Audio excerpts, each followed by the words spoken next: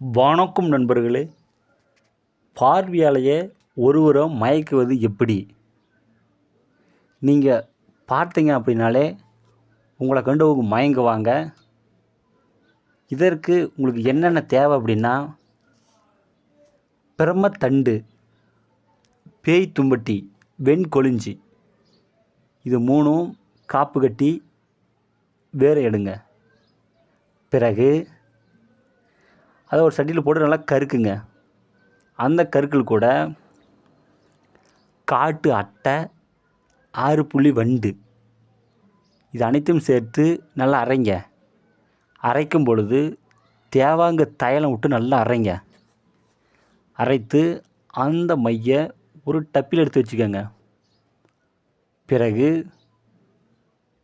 நீங்கள் தலை வாழை இலை விரித்து சகல படையலும் வைத்து மோகினி மந்திரம் அல்லது வசி மந்திரத்தை ஒரு 1008 ஜபித்தால் அந்த மைக்கு உயிர் வரும். பிறகு நீங்கள் திலகமாக வச்சுட்டு நீங்கள் யாரை பார்த்தீங்கனாலும் சரி உங்களை கண்டு மயங்குவாங்க.